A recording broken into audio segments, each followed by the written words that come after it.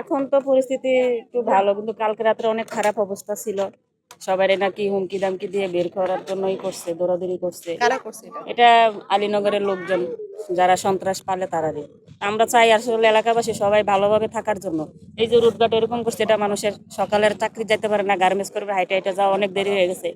অনেকেরই কষ্ট হয়ে গেছে, যাতায়াত, স্কুল সব দিক দিয়ে আজকে কষ্ট হয়ে গেছে।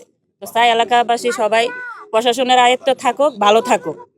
এরকম কষ্ট করে তো সবাই থাকা সম্ভব না, সবাই চাইতেছে ভালো থাকুক। তো আমি সত্যি কথা বলতে কি আমি কিছুই বলতে পারবো না। গত সবাই রাতে হঠাৎ ঘুমছিলাম করে আমরা, এখন কি হয়ে গেছে, কখন কি হয়ে গেছে এটা বলাই মানে অসম্ভব আর কি। আর যেহেতু হুট জানি না। করে কাজটা হয়েছে ওরা না, নাকি। আপনারা চান এখানে প্রশাসনের নিয়ন্ত্রণে থাক? জি জি, অবশ্যই প্রশাসনের নিয়ন্ত্রণে থাকলে দেশবাসী সকলেই সম্মিলিতভাবে সুন্দর সমাজ সুন্দরভাবে থাকতে পারবে। আমাদের আপনারা জানেন ঘটনা, গতকাল রাত একটাই যে সন্ত্রাসী ইয়াসিন গ্রুপ 200-300 লোক নিয়ে হামলা করেছিল আমাদের ক্যাম্পের উপরে। তো আমাদের ক্যাম্প আইনানুগভাবে এর প্রতিকার করেছে এবং তারা বিভিন্ন ধরনের অস্ত্র, দেশীয় এবং AK-47 রাইফেল এগুলো দিয়ে ফায়ার করেছে। আমাদের সদস্যরাও পাল্টা গুলি করেছে, তবে পুরো ঘটনায় কেউ হতাহত হয়নি। আমাদের কিছু সদস্য তারা ইট পাটকেল যেগুলো থ্রো করেছে এটাতে হালকা একটু আহত হয়েছে। আর তারা হচ্ছে স্কুলের পেছনে একটু ওয়াল ভেঙে ফেলেছে এক্সকাভেটর দিয়ে। আর নতুন যে ক্যাম্পটা বানানো হচ্ছিল সেই ক্যাম্পটাও ভেঙে প্রায় অর্ধেকের বেশি ভেঙে ফেলেছে এক্সকাভেটর দিয়ে।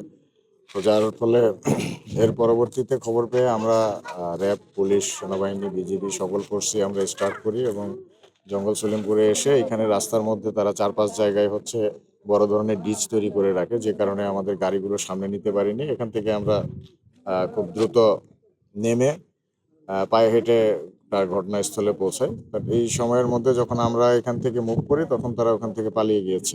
জিওগ্রাফিক্যাল এলাকা এবং কমিউনিকেশন ব্যবস্থা ছোট ছোট পাহাড়ি এলাকা এবং আপনার এখানে যোগাযোগ ব্যবস্থা একেবারেই খারাপ। আপনারা দেখতেই পাচ্ছেন, আপনি নিজেও এই পর্যন্ত এসেছেন, এর থেকে বেশি ভেতরে ঢুকেননি। তো এই যোগাযোগ ব্যবস্থার কারণে আসলে এই সন্ত্রাসীরা এই অ্যাডভান্টেজটা নিচ্ছে। তো কমিউনিকেশন ব্যবস্থাটা ভালো করে ফেলতে পারলে ইনশাল্লাহ এই সুবিধাটা আর তারা নিতে পারবে না এবং এটা পুরোপুরি আমাদের আধিপত্য চলে আসবে। ওকে, থ্যাংক ইউ। তো এখানে তারা টার্গেট করেছিল যে আমাদের ওই নতুন যে ক্যাম্পটা, এই ক্যাম্পটা যেন ওইখানে আমরা না করতে পারি। তো উদ্দেশ্য ওটাই ছিল, ওইটার উদ্দেশ্য থাকার উদ্দেশ্য ওই কারণেই ওইটা ইমপ্লিমেন্ট করার কারণে তারা কিন্তু আমাদের এইখান থেকে যেন কেউ না ফোর্স বের হতে পারে তাদেরকে আটকায় রাখা আর কি। তো এইটার ক্ষেত্রে তারা আগ্নেয়াস্ত্র কিছু কিছু ক্ষেত্রে ইউজ করেছে এবং প্রত্যুত্তরে আমাদের এখানে যারা ফোর্স অফিসার ছিল তারাও কিন্তু হচ্ছে আমাদের এখান থেকে অস্ত্র ব্যবহার করেছে। বিশেষ করে আমাদের শর্টগান, চাইনিজ রাইফেল বা গ্যাস গানও ব্যবহার করা হয়েছে। সব মিলে 104 রাউন্ড আমাদের পুলিশের পক্ষ থেকে ব্যবহার করা হয়েছে, মানে শক্তভাবে প্রতিরোধ করা হয়েছে, যার কারণে তারা কিন্তু এখানে ঢুকতে পারে নাই বা কোনো ধরনের ক্যাজুয়ালিটি ওইভাবে আমাদের হয় নাই।